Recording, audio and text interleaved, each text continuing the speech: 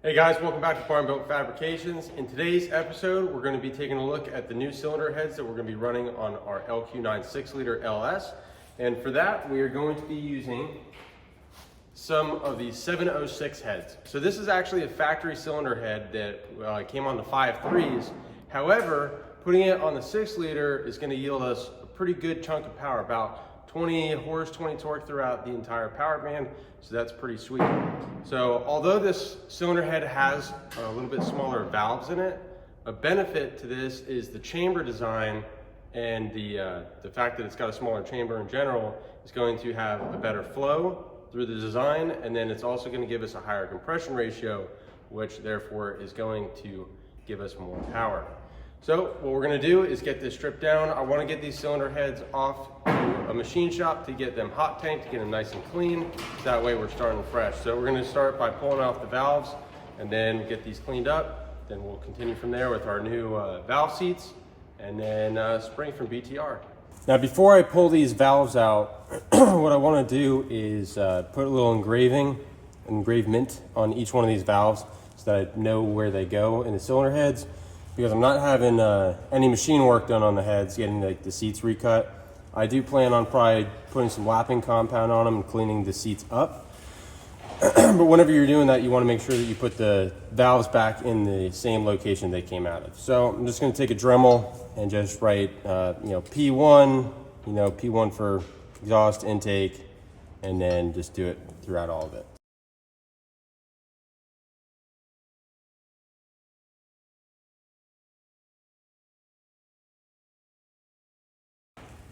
Alrighty, so we got that done. P1, 2, 3, and 4.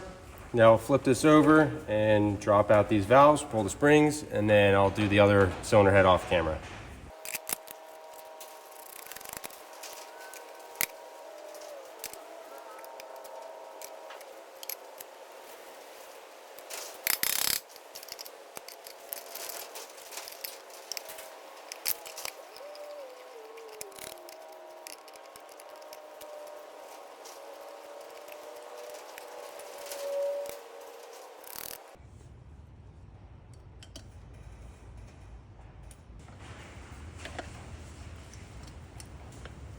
Okay, so we got all of our springs out.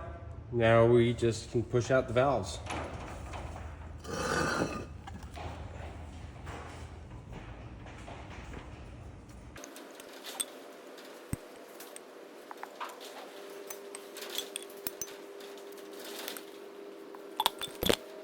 With the valves out, the last thing we need to do is pull out our valve seals. And to do that, we should be able to just grab them, twist them a little bit, and just pull them right out, just like that. So we'll go around and do the rest of them.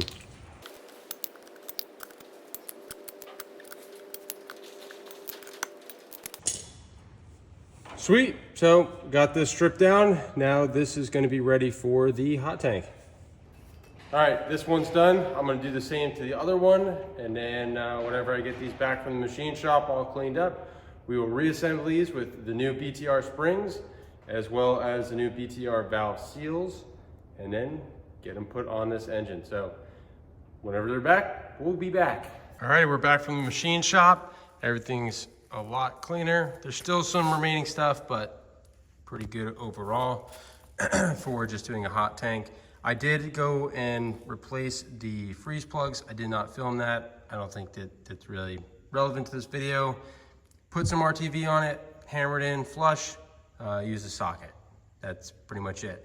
Valves came out looking real clean, both sides. Fortunately, our engraving survived the hot tank on it. Appears to be all the different valves, which all cleaned up very nicely. So this is one thing though to expect if you're going to be running aluminum heads in a hot tank. You might get some discoloration.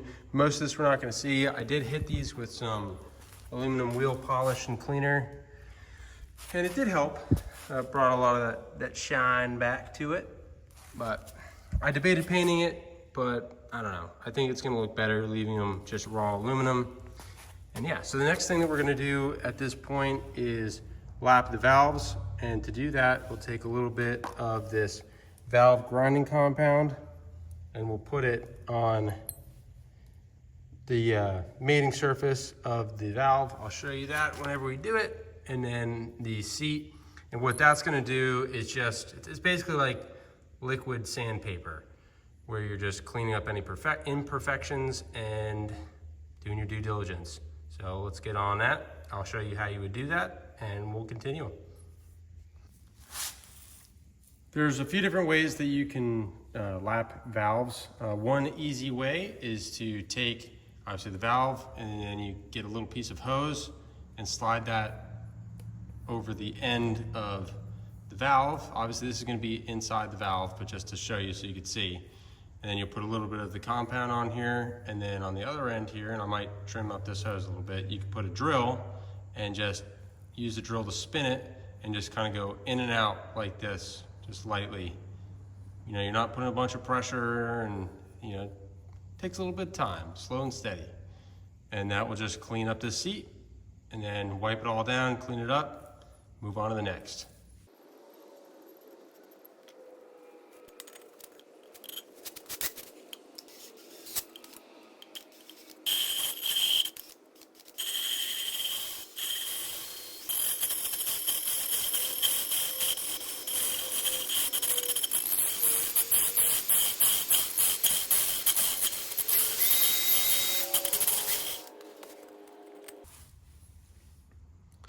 I don't know how well this is going to show up on camera, hopefully decent, but you just want to look at the edge and make sure you have a nice, clean, even pattern around the lip of this valve, and that will let you know that everything is smooth and flat, and then you'll see the same pattern here on the seat now that we got it cleaned up. It's really all that's involved in doing this. I mean, you can see the difference, hopefully, between the, let me zoom in, the old and the new, where you have this shiny silver part, and that's going to match this shiny silver part. So we'll keep on going. Once you have all your valves lapped, the next thing that we're going to be moving on to doing is taking a look at some more goodies from Brian Tooley Racing. We've got our new valve springs and seats and all that good stuff. These are, let me get it opened up, titanium springs and retainers. It's a double spring here, so we have an inner and an outer, as opposed to the old one, if I can reach it, that just has the single, so you can tell the difference side by side.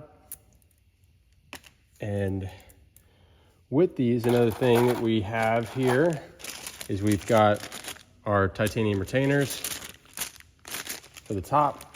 And then we have spring locators, which I'll show you what these are for and why it's important that you have these in a second. And then we have new keepers for the springs. So going back to these here, these are what go down first. And again, let me grab some of our old stuff here.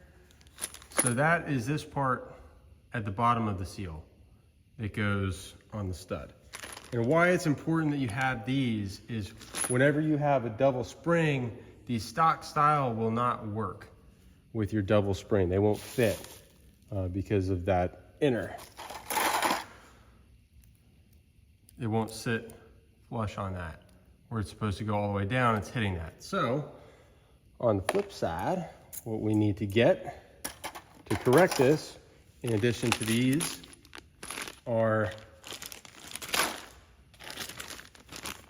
valve stem seals from BTR, part number right there. I'm not going to read that off. Right there, good stuff. And these are set up to be able to accept the double spring. And then to install the seals, you could push them on, but they also make a tool here that makes it very simple without risking damaging anything.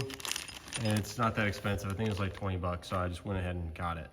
So we will get our seals installed, then we'll put on our springs and get these things on the engine block. We'll start down here on this side since it's closer to the camera. We'll do 2 at a time since our spring tool is for 2, the exhaust and the intake. And then we'll grab our 2 new seals here. Put these guys on.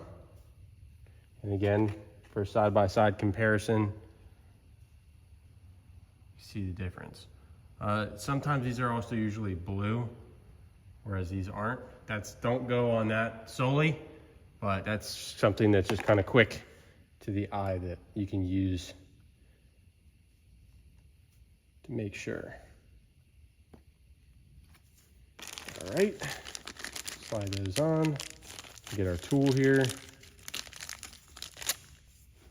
And then once we have that on, take a screwdriver, go underneath the eyelet here, and just use that leverage to push that sucker down. Next step is to put on our springs and our titanium retainers.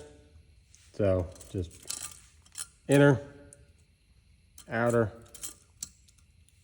and that retainer on top. We'll get our tool back out and just do the same thing we did when we took it apart. In reverse order. Crank it down, and then we will pop in our new keepers. I finished the first head and I'm over on the second one now. I wanted to stop and record. On the first head, I was running into issues where trying to get these keepers in was fighting me like you wouldn't believe, but I kind of found a trick, if you will, or a method is probably the better way to say it, that I found to be helpful and I got cruising, so I wanted to show that. The issue that I'm having is whenever I tighten this tool down, it's kind of twisting the spring so it's making them off center, so I can't just drop the keepers in and have them line up properly. So what I'm doing though, or what I figured to do, is put them in like this, and even if they're off centered, which they pretty much are right now, what I can do, I'll show you when I get this other side in. And I'm doing that a lot too.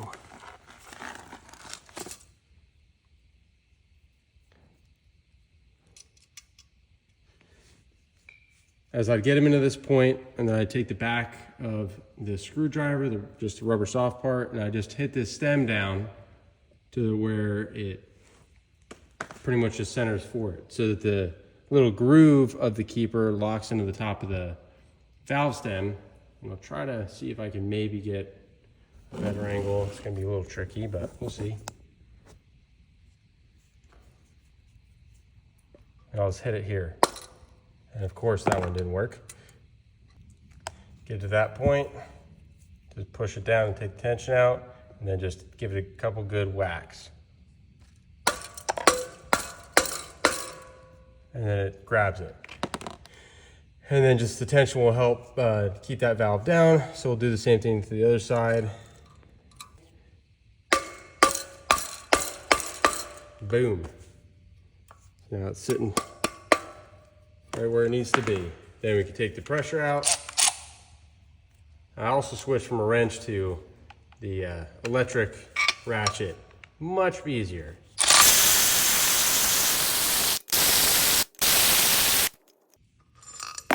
And just like that.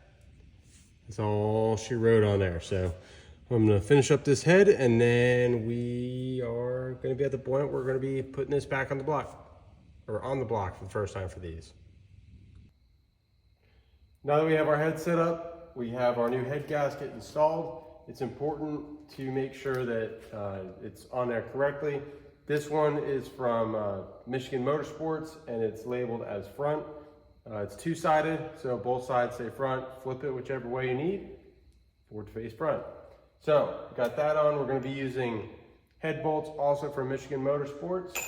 So we'll throw this head on. All of these bolts are the same length except for the smaller ones, unlike the small block Chevy where there were, I think it was 3 different sizes, 3 or 4. There's just 2 on these, and it's pretty obvious the difference. So let's go ahead and throw that head on.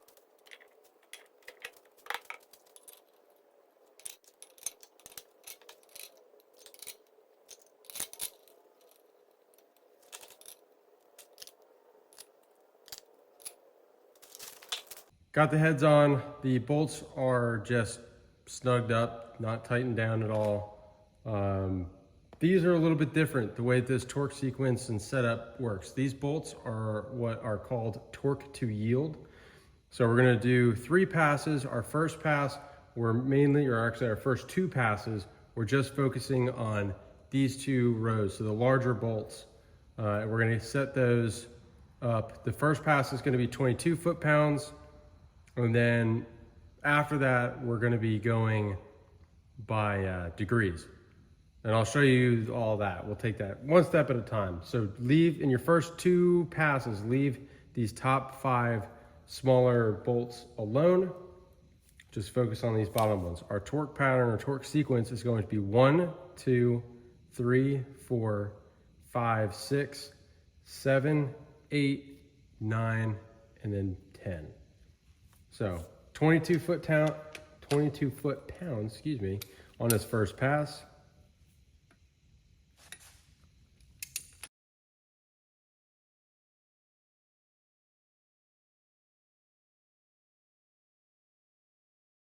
Now we're putting the torque wrench down.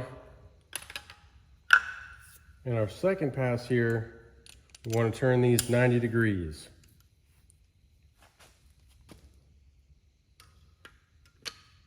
Same torque sequence, but I'm going to put this at 12 o'clock. Let me actually move the camera over so it's more straight on for you. So right here at 12 o'clock, we want this to end up at 3. That's 90 degrees for a second pass.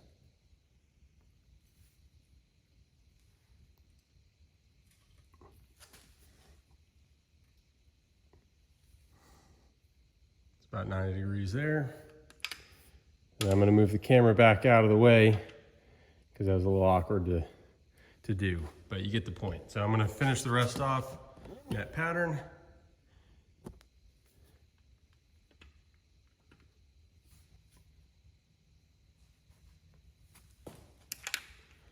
Alrighty, now we're gonna do the same exact thing again.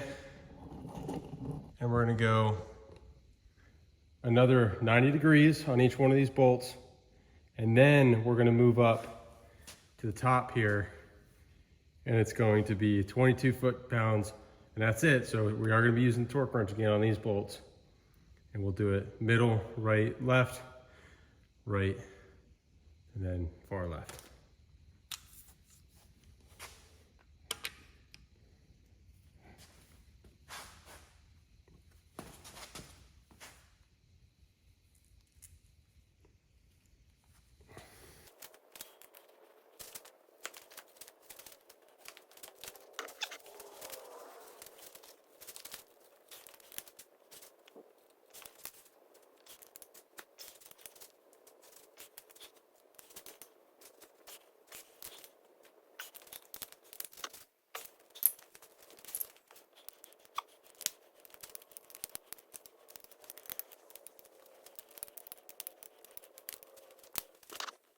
We're all torqued up, everything's good to go.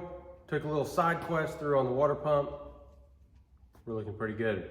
That's gonna wrap up this video. In the next one, we should be shifting over to the rocker arms and putting in upgraded trunnions in the factory rocker arms. And then we'll be doing our push rods, valve cover gaskets, those really nothing crazy, but we'll do all that in the next video to get the valve train cleaned up, finished up, wrapped up, and then we're gonna be moving on to the intake and sensors and crossovers and fuel rails and all that fun stuff. So still plenty to come on this engine, and then hopefully here before too long, we're gonna be snatching out the 350 engine and 350 transmission that is currently in that Monte Carlo, and hooking this up with our transmission, which I actually don't even think we've put on the channel yet, but we'll show you when we cross that bridge and get that stuck in this car. And they got a lot of stuff ordered. So anyways, I'm rambling. Thank you guys all for watching. Get outside, get wrenched on something, piss off your neighbors, disappoint your mom. Until next time, keep on keeping on. See you in the next one.